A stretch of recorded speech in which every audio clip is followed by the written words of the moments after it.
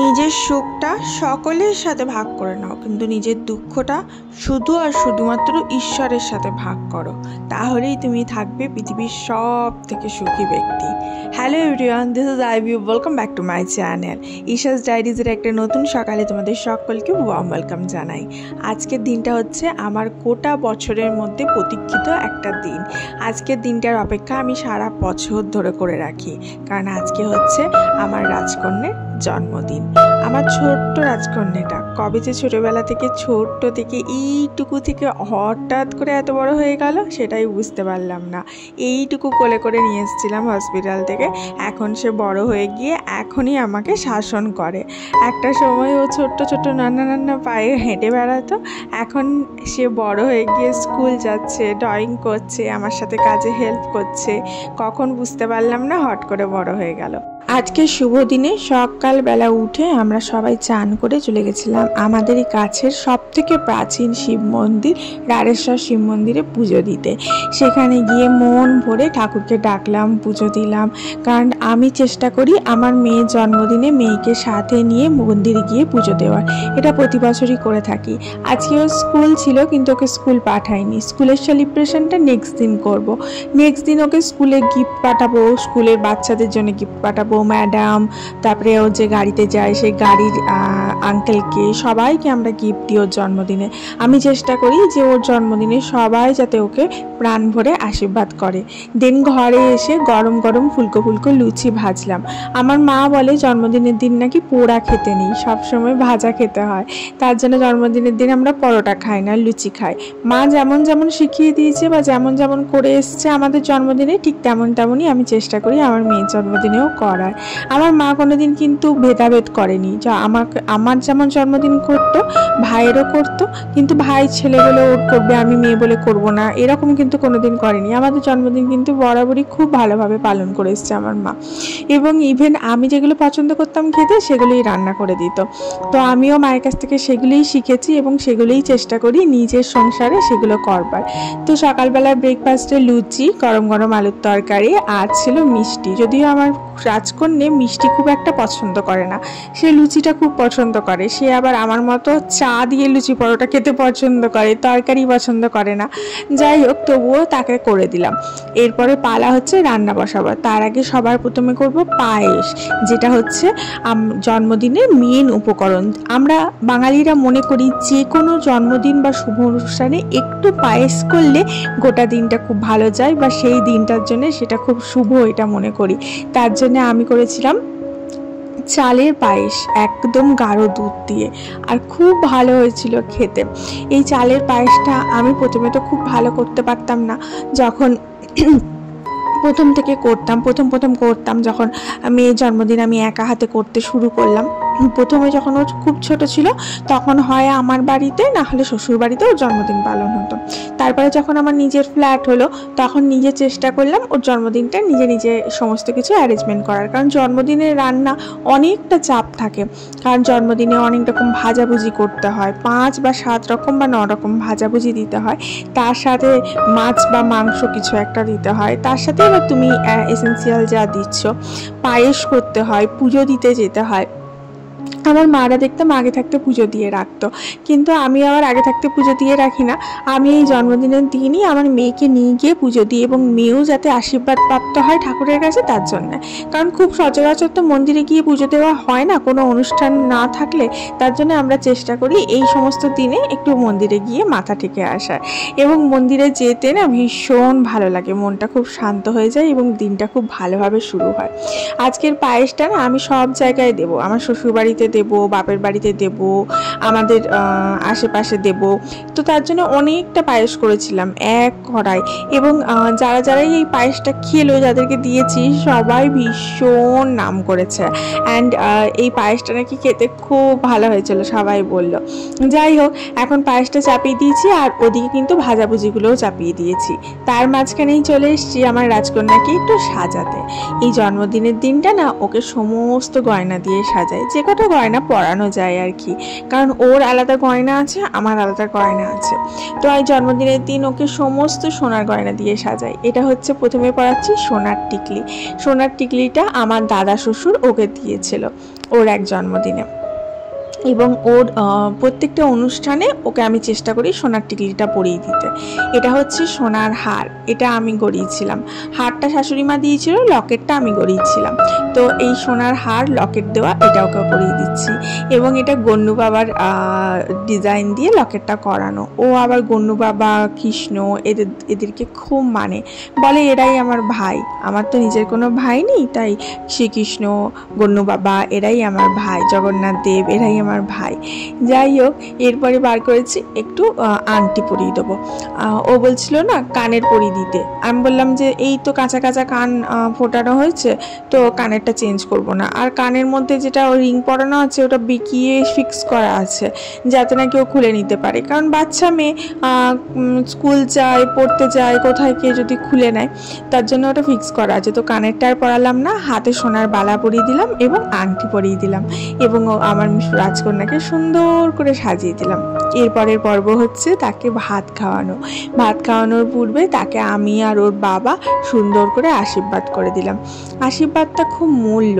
এই আশীর্বাদটা জন্মদিনের দিনে আমার মনে হয় এসেন্সিয়াল। এগুলো দেখেছি আমার মাও ছোটোবেলা থেকে করে আসতো, এবং ওর খাবারের সাথে আমি চেষ্টা করেছি ওর যা যা পছন্দের জিনিস সেগুলো সাজিয়ে দেওয়ার।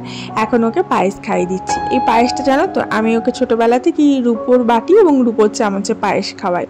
এই রূপোর বাটি আর চামচটা আমি খুব শখ করে ওর ভুজনোতে কিনেছিলাম, নিয়ে প্রতি বছর জন্মদিনে এই রূপোর বাটি আর চামচে করে ওকে পায়েস খাইয়ে দিই। তো আমার মেয়ে একদম পায়েস খেতে পছন্দ করে না, কিন্তু যেহেতু আমার মেয়ে খুব লক্ষ্মী, তার জন্যে আমি যতবার আমি খাওয়াচ্ছি, আমার বর খাওয়াচ্ছে, সবার হাতে কিন্তু সুন্দরভাবে খেয়ে নিয়েছে।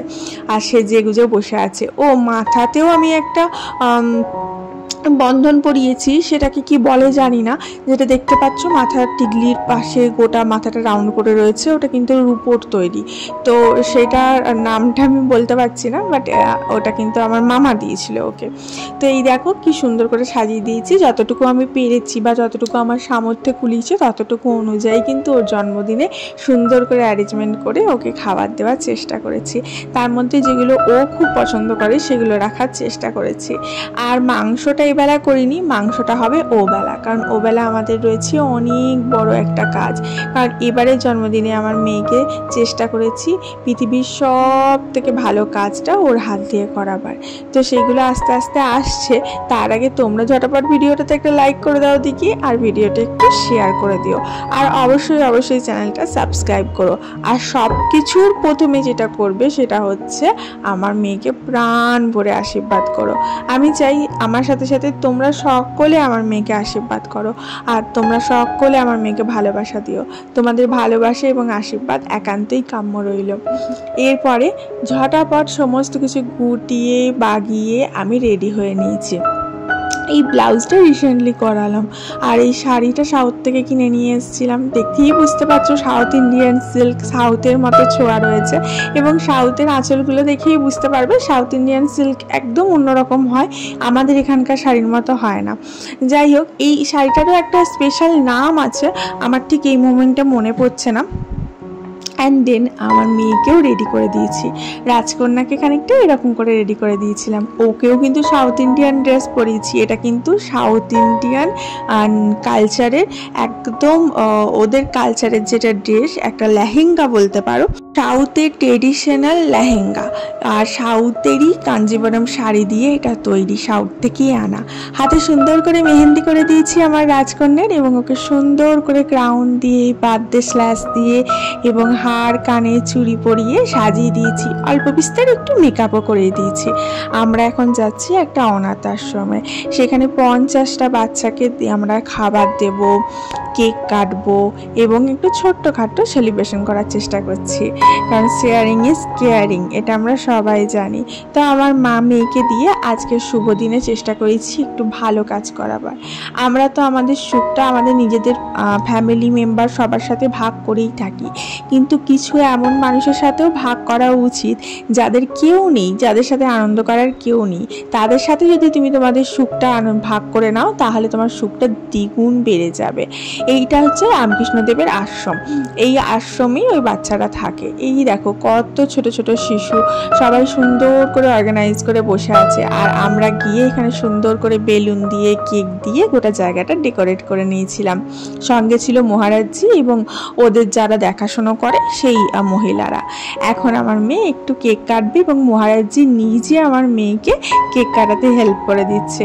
এত ভালো আজকের দিনটা গেছে তোমাদেরকে আমি বলে বোঝাতে পারবো না। এবং এই আশ্রমে আমার যারা নিজের আত্মীয় স্বজন ছিল, যেমন আমার শ্বশুর শাশুড়ি, আমার মা বাবা, আমার ঠাকুমা, সবাই পৌঁছে গেছিলো এই আনন্দটা একসাথে ভাগ করে নেওয়ার জন্যে। শুধু আমার ভাইয়ের একটু কাজ পড়ে গেছিলো, তাই সে সময় মতো পৌঁছাতে পারেনি, বাকি সবাই পৌঁছে গেছিলো।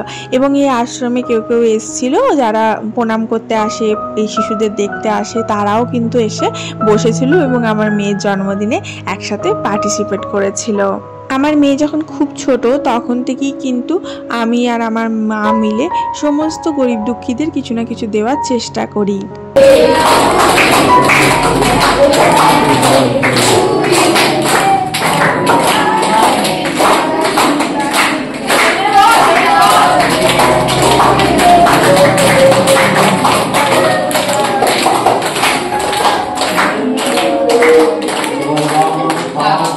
আমার মেয়ের প্রথম জন্মদিন থেকেই আমি চেষ্টা করি কিছু না কিছু কন্ট্রিবিউট করার জন্যে গরিব মানুষদের প্রতি।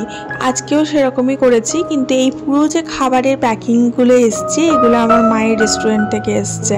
দেখতেই পাচ্ছ সব প্যাকিং এখানে রয়েছে, আর কিছু প্যাকেট খোলা রয়েছে, এগুলো ঠাকুরকে অর্পণ করা হয়েছিল। বাকিগুলো সমস্ত এখানে যত শিশু আছে বা যারা ওরা কেয়ারটেকার রয়েছে, তারপরে মহারাজজি রয়েছে, তারপরে যারা আশ্রমে দেখা করতে এসছে সবাইকে আমরা ডিস্ট্রিবিউট করেছিলাম। মানে আমার মেয়ে ডিস্ট্রিবিউট করেছিল, যেহেতু আমার মেয়ের আজকে স্পেশাল দিন ছিল। এই সমস্ত দিনে আমরা যদি আমাদের এই ছোট্ট খুশিগুলো একটু ভাগ করে নিতে পারি এদের সাথে, তাহলে এর থেকে ভালো আর কি হয় বলো? কারণ এদের তো পাশে আর কেউ নেই, এদের তো মা বাবা নেই, এদের জন্মদিন পালন হয় না, এরা হাসি মজা এগুলো শুধুমাত্র নিজেদের মধ্যেই খুঁজে পায়, আর এরা থাকে আশ্রমে। সুতরাং এদের সাথে এই খুশিটা ভাগ করে নেওয়ার থেকে ভালো আর কিছু হয় না। আমি বলবো এটা একান্তই আমার চিন্তাধারা যে ঘরে তুমি তোমার বাচ্চার বন্ধু বান্ধব সবাইকে নিয়ে যে খুশিটা করছো সেটা করতে পারো, কিন্তু তার সাথে সাথে এরকম কিছু বাচ্চার প্রতি যদি তুমি একটু কন্ট্রিবিউট করো, যে তাদেরকে দুটো খাবার দিলে, তাদের সাথে তুমি জামা কাপড় দিলে, যেটাতে তোমার সামর্থ্যে কোলাবে সেটুকু দিলে। আমি আমার মেয়ের জন্মদিনে মেয়ের পুরনো যত জামা কাপড় যেগুলো ছোট হয়ে যায় আমার মেয়ের, কিন্তু ছেড়ে না, খুব ভালো অবস্থায় থাকে, সেগুলো এই গরিব মানুষদের মধ্যে বিলিয়ে দেওয়ার চেষ্টা করি। প্রতি বছর করে থাকি, শুধু আমার মেয়ের নয়, আমার জামা কাপড়, আমার বরের জামা কাপড়, আমরা কি করি, আমরা নতুন নতুন জামা কাপড় কিনতে থাকি এবং পুরনো জামা কাপড়গুলো আলমারির এক কোনায় পড়ে থাকে। তো সেগুলোকে ফেলে না রেখে আমি চেষ্টা করি কিছুদিন যাবত সেগুলোকে ডোনেট করে দিই বিভিন্ন বিভিন্ন জায়গায়। কখনো আমার মেয়ে বরের যেমন প্রচুর জামা কাপড়, এক বস্তা জমেছিল, সেগুলো মেয়ের এক জন্মদিনে আমি মিস্ত্রিদের মাঝখানে গিয়ে ডোনেট করে দিয়ে এসেছিলাম। সেরকমই আমারগুলো ডোনেট করে দিই, আমার মেয়েরগুলো ডোনেট করে দিই। আমার মেয়ের ভালো ভালো জুতো ছোট হয়ে যায়, পরতে পারে না, কিন্তু জুতো কিন্তু ছেঁড়ে না, নষ্ট হয় না, খুব ভালো থাকে, সেগুলো ডোনেট করে দিই। এরকম ছোট ছোট কন্ট্রিবিউট যেগুলো আমার পক্ষে করা সম্ভব বা আমাদের পক্ষে করা সম্ভব, সেগুলো আমরা প্রতি বছরই করে থাকি। তো এখানে খাবার দেওয়ার পর্ব চলছে, মা এগিয়ে দিচ্ছে আর আমি এগিয়ে দিচ্ছি এবং আমার মেয়ে সবাইকে দিয়ে দিচ্ছে। আর সবাই বাচ্চাগুলো এত হাসি খুশি, এত ভালো ছিল কি বলবো। আর এতগুলো বাচ্চার মাঝে কেক কেটে জন্মদিন পালন করে আমার মেয়ে যে কি খুশি কি বলবো। আমি চাই তোমরাও যেন এরকমই মন খুশি করে আমার মেয়েকে আশীর্বাদ করো, ও যেন ভালো হয়, বড় হয়, মানুষ মানুষের মতো মানুষ হয় এবং যেন ও খুব ভালো থাকে আর হাসি খুশি থাকে। এর থেকে বেশি আমার আর কিচ্ছু চাই না, ঈশ্বরের কাছেও আর কিচ্ছু চাই না। আমি জীবনে অনেক ভালো আছি আর জীবনকে অনেক কিছু পেয়েছি, শুধু এইটুকুই চাই আমার মেয়ে যাতে সারা জীবন ভালো থাকুক আর হাসি খুশি থাকুক। এরপরে আশ্রম থেকে বেরিয়ে আমরা বেলুন দিয়ে আমাদের গাড়িটাকে সাজিয়েছিলাম এবং বেরিয়ে পড়েছিলাম একটা ছোট্ট রাইডে মেয়েকে একটু ঘোরাতে। কারণ রাত্রেবেলা ডিনারে আমাকে কিচ্ছু রান্না করতে হবে না, আমার মা ওই মায়ের রেস্টুরেন্ট থেকে যেমন প্যাকেট দেওয়া হলো গরিব বাচ্চাদের, আমাদেরও আমার মা প্যাকেট দিয়েছিল, তো সেগুলোই আমরা খেয়ে নেবো, তার জন্য আর রান্না করার ঝামেলা নেই। তো আমাদের এখানে নতুন একটা শিব মন্দির হয়েছে, এই শিব মন্দিরটার নাম হচ্ছে রুদ্রাক্ষ শিব মন্দির, আমাদের ঘরের খুব কাছেই, এটা হচ্ছে মুচিপাড়ায় হয়েছে। এবং এই শিব মন্দিরটায় গেলাম, এখানে পুরোহিত মশাই পুজো করে দিলেন, চান জল দিলেন। সকালবেলা গেছিলাম রাড়েশ্বর বাবার মন্দিরে আর বিকালবেলা রুদ্রাক্ষ শিব মন্দিরে, দুটোই কাছাকাছি, তুমি এক জায়গায় এলে আরেক জায়গায় এমনিই দর্শন করে নিতে পারবে। তো এই দুটো মন্দিরে ঘুরে বেশ আনন্দ করে তারপরে আমরা বাড়ি ফিরলাম। আর বাড়ি ফেরার সময় এত আনন্দ হচ্ছিল, কারণ গাড়িতে প্রথমবার বেলুন লাগিয়েছিলাম, বেলুন লাগিয়ে গাড়ি নিয়ে ঘুরে বেড়াচ্ছি আর বিশ্বাস করো সবাই তাকিয়ে তাকিয়ে দেখছে, আর এত ভাল লাগছিল কি বলবো। আর আমার মেয়ের বোধহয় এটা বেস্ট জন্মদিন ছিল, কারণ ও ভীষণ ভীষণ আনন্দ পেয়েছে ওই ছোটো ছোটো বাচ্চাগুলোর সাথে দিনটা কাটিয়ে। ওই ছোটো বাচ্চাগুলোর হাসি, ওই ছোটো বাচ্চাগুলো ওর সাথে খেলা, ওর সাথে কেক কাটা, ওর সাথে থাকা, এই সমস্ত কিছু মিলিয়ে ওর যেন খুশিটা আরও দ্বিগুণ বেড়ে গেছে। যাই হোক, রাতের ডিনারে মা পাঠিয়েছিল পোলাও, লুচি, যেগুলো ওই বাচ্চাগুলোকেও দেওয়া হয়েছে, পোলাও, লুচি, আলুর দম, মিষ্টি আর ছিল চিলি চিকেন। এই দিয়ে আমরা রাতের ডিনারটা সারলাম এবং মিষ্টি ছিল। আর এইটাই হলো একটা ছোট্টখাট্টো আমার সারা বছরের একটা সুন্দর দিন, সারা বছরের মধ্যে বেস্ট দিন।